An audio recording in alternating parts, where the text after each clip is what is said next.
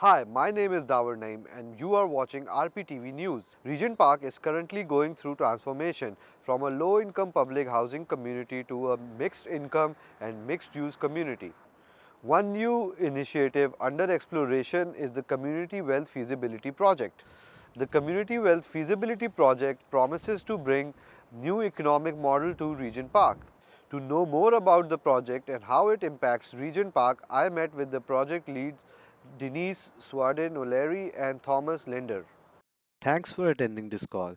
Can you please start by introducing yourself and your role related to the Community Wealth Project?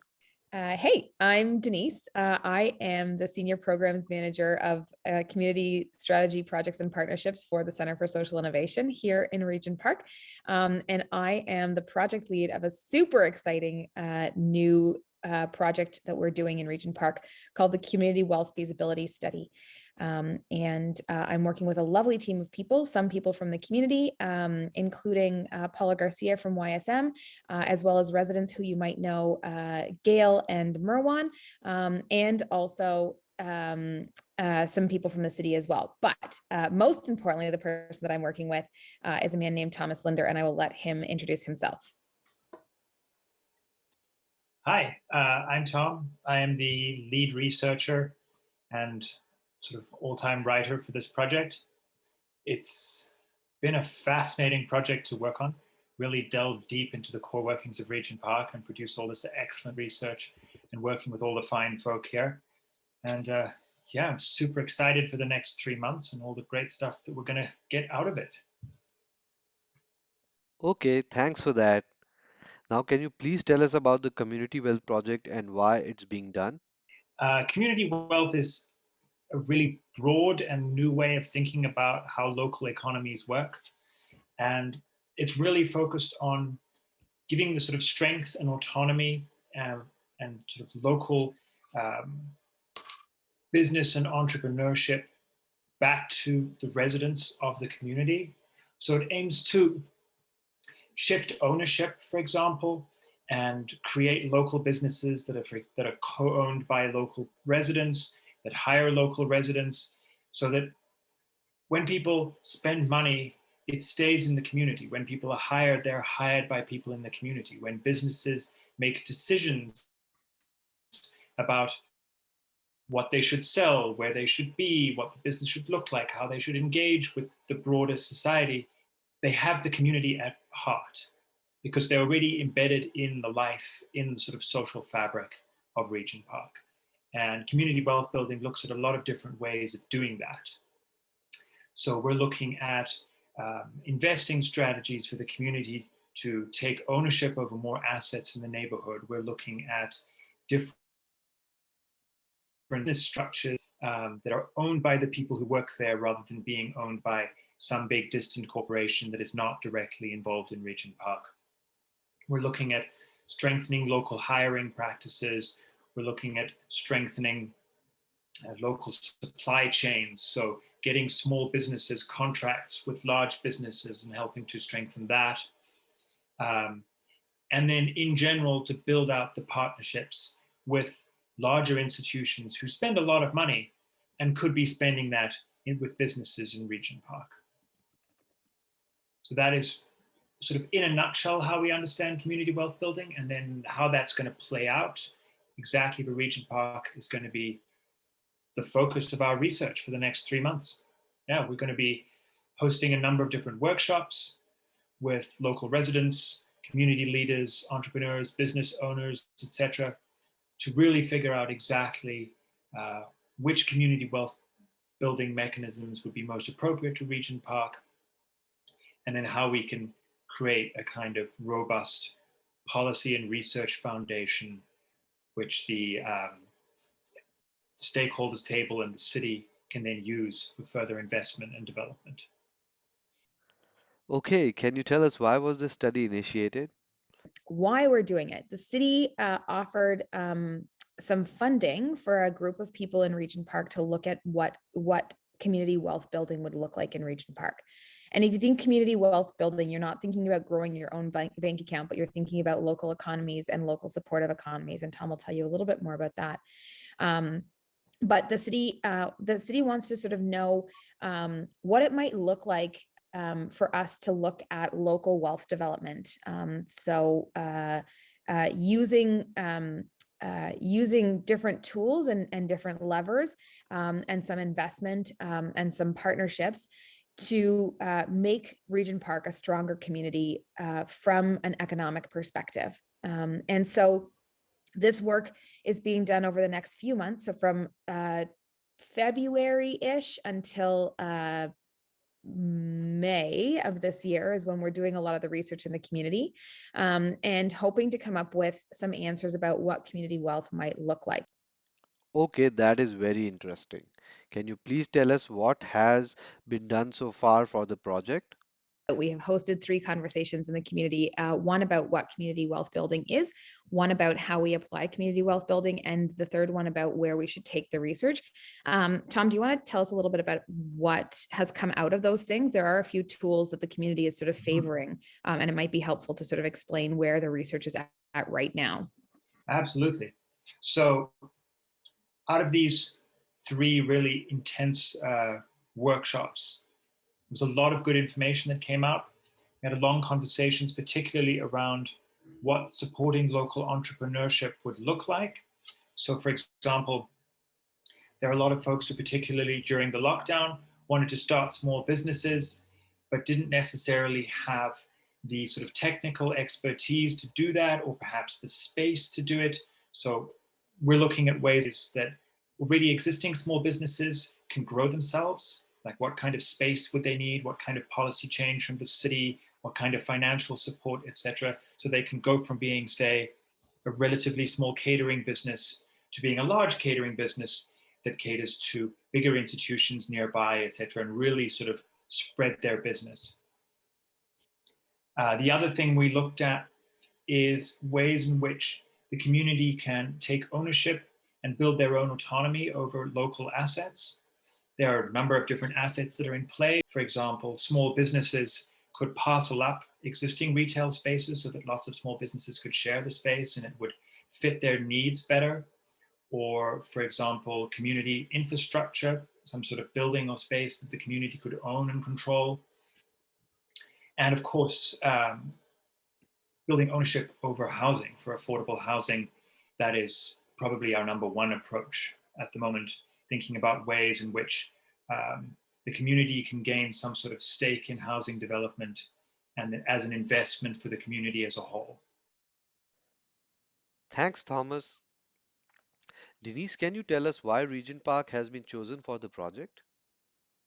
Why Regent Park is a good question, and I think that Regent Park is a really unique community. It's a really unique community in the Toronto context. It's a really unique community in the Canadian context, and I think it's a really unique community in terms of a city planning and a community development model globally. There are lots of folks who watch very closely to what happens in Regent Park because it is a fairly innovative way of rebuilding and revitalizing a community like Regent Park was in the past and like Regent Park is becoming now. But the question of why Regent Park is a good one. With the revitalization process, the city has been investing quite a bit of money in Regent Park and in the revitalization of Regent Park.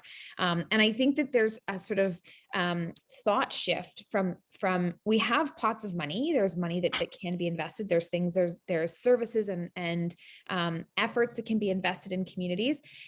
Do we continue to fund in these small ways where we fund individual programs or we fund individual pieces or we fund individual, building of a particular community center or building of a particular community asset? Or is there a way for us to have a plan to invest larger sums of money in infrastructure that is actually regenerative, that actually allows for us to continue the work and to continue to strengthen the community without the constant one-off investments in programs or in development and in those kinds of things? And I think that the city is hoping for some direction from the community through our work, through the meetings that Tom is convening and the research that Tom is doing. The city is hoping for some direction in terms of where we might fund and where we might put some of those resources to grow infrastructure and to grow systems that actually strengthen the community by their very existence, like I said, rather than these sort of one-off sort of piecemeal ways of strengthening community. That is good to know. Okay, can you also give some examples of other community wealth projects?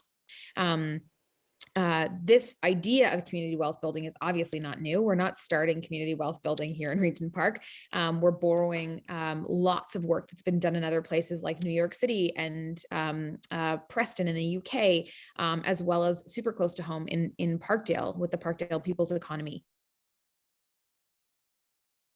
They have a participatory community planning process that builds what they call participatory democracy. So it allows everyone in the community to have a decision in how finances are spent, which things are bought, how affordable housing should be constructed, etc.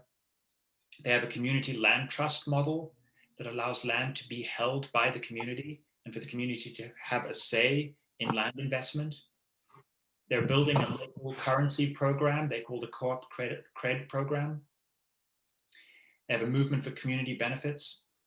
And until recently, unfortunately, I just heard that this has been shut down because of the pandemic, but they had a community-based food distribution and procurement network called the Community Food Flow Project. Just talking to Victor Willis about this a few days ago, and apparently they're going to try and start it up again after the pandemic. I really hope they succeed. So this is just one example of what community wealth building could look like. And those models, although some of the overarching themes are the same, and the idea of building a strong local economy and building wealth at the local level is something that all of these projects share, the context of each of these spaces is very unique to the people who are living there, and the options that are available and what tools can be applied and used. Great. Now, the big question, what kind of funding is required and where will it come from? Um, right now, this project is being funded by the city. This feasibility study is being funded by the city, and who funds this work is a big question. And some of it actually, some of it is going to have to come from city investment. Some of it is going to have to come from funders, and I think that the main part, or the one of the most important pieces of community wealth, is that everybody has to work together, right? It's about community. It's about organizations like CSI working with organizations like YSM to develop and design community informed ways that we might want to see the infrastructure investments go. But then we need people like the City of Toronto and Toronto Community Housing and the Daniels Corporation and Tridel, and bigger than that, the federal government and the provincial government to actually sign on and be part of this. This has to be an all together sort of strategy. It can't be a like, oh, this person is doing this thing over here and this person is doing a thing over here. I think the idea of it being a collaborative effort is built into the name, that it is a community process that requires all of the stakeholders to be at the table. And so where will that funding come from? That depends on what kind of tools, as Tom talked about, some of the tools that are possible and also some of the tools that are emerging from the Regent Park process. Depending on what the recommendations are and depending what the needs are of this community, that's where we'll have to go to seek funding. That's where we'll have to go to seek support and resources. One of the ideas is to have community have equity stakes in the new developments that are happening. So can the community own a rental unit in a condo building where the rental income from that unit comes back into the community as a sort of legacy fund for more community development? So those are the sort of tools, but that even that community dividend piece requires that the builder or the developer is willing to give up that equity stake to the community. It requires that there's a way to manage that fund in the community. It requires that the city is open to having the community running or utilizing that money in terms of community development. And so all of the stakeholders have to be present and they all have to be on the same page. And so that will determine where the funding and the resources come from. Okay, thanks for providing that information. Thomas, can you tell us how the community will be involved in this? Yeah, absolutely. So, as you quite rightly said, the whole point of this community wealth building project is to involve the community from the beginning. It is a community led and community driven process. So, we started out by putting out the call, what was that, about a month ago for the first workshops. Got a lot of really interested and excited people to show up. And then after that, we did 3 subsequent workshops with many of the same people. Um, so that was the first sort of community engagement bit to really source the community's opinion and seed these ideas amongst folks and get some feedback and really talk through um, how Regent Park as a community would think about community wealth building. And from that, we have developed a research plan. And then going forward, we will be doing a research track, uh, design and host a bunch of workshops with specific subjects. So, for example, one of them will be about the needs and desires of local entrepreneurs. And that will, of course, be open to every single local entrepreneur or resident who wants to become a local entrepreneur to talk about what they need, how we can help, and how community wealth building can frame that question. And then the other workshops will do exactly the same thing, will be just as open for each one of the other topics, be it community finance or asset ownership or whatever else emerges out of this process. Then simultaneously, we realized about a week ago that sort of internally, we have been doing a lot of research about how community wealth building works, how it has worked in other places in the UK, in the US. I especially am in a very privileged position to be able to spend my time doing this research, but many people are not. So, in addition to these specific workshops that we're going to be running, we're also going to start putting out little info webinars and do a few town hall Q&As where we present some of the research we've learned, some of the tools that we've discovered to the broader Regent Park community and try and stimulate a larger conversation about all the different ways the community wealth building could benefit Regent Park. Great. Denise, can you tell us more about the impact of this project on Regent Park community and how will its success be measured? The impact of this is to make sure that the community is sustainable, to make sure that the community continues to be a strong community going forward, and a community that doesn't always have to have their hand out. Regent Park is so great at advocating for their needs and making sure that they get what they want. I mean, that is the reason why we have the Pam McConnell pool in our community. That is the reason why we have the athletic grounds in our community. That is the reason why we have a $26 million community benefits agreement with Tridel, the new builders of phases 4 and 5. That is the reason why we have the big park. That is the reason why we have the bake oven, is that Regent Park is incredibly active and really good at advocating for their needs.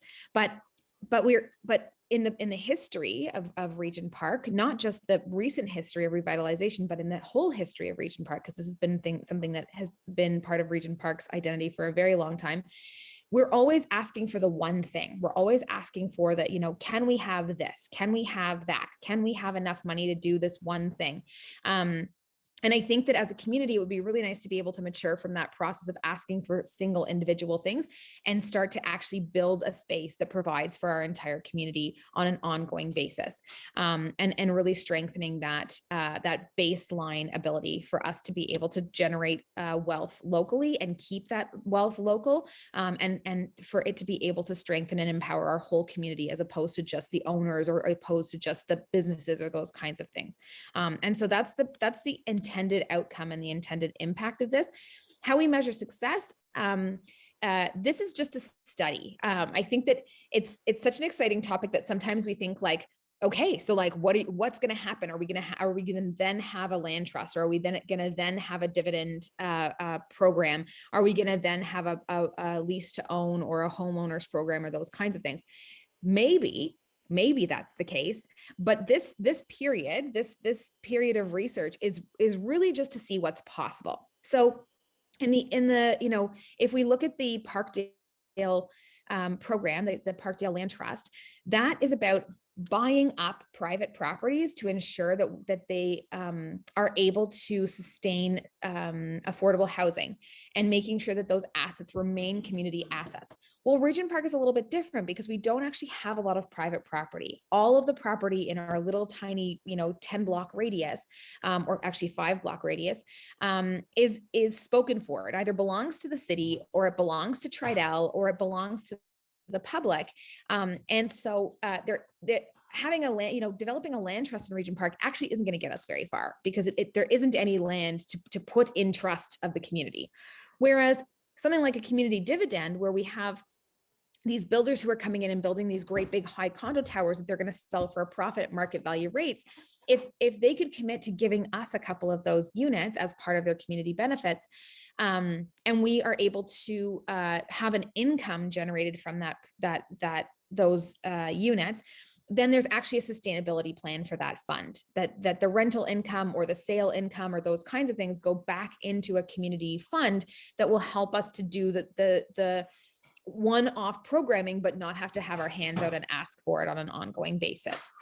And so the measure of success here is not which community benefit or which community wealth tools are we going to build, because that's not what we're measuring.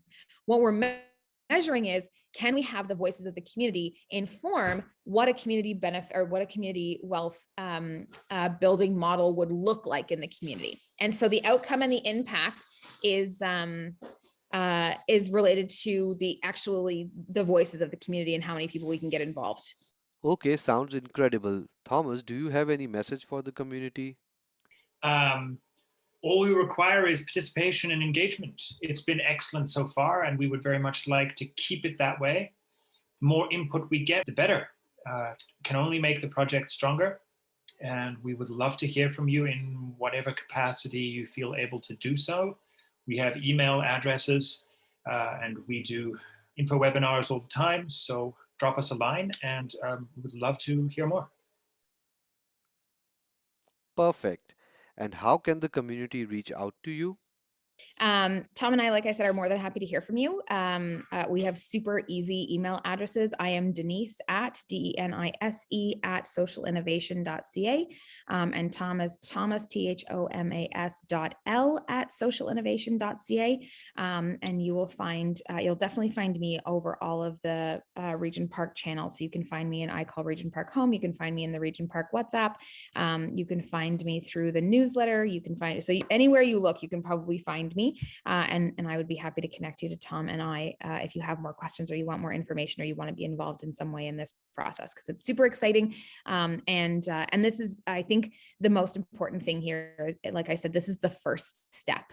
This is the first step in building a model, and then implementation or co-design and implementation are sort of the next steps there. Our intended next steps are co-design and implementation there after this feasibility report is submitted to the city. Thanks so much for joining us today, and we wish you the best of luck for the project. Take care, stay safe. Please do not forget to like, comment, and share to our channel. Follow us on all our social media platforms. And for more information, please check out our website.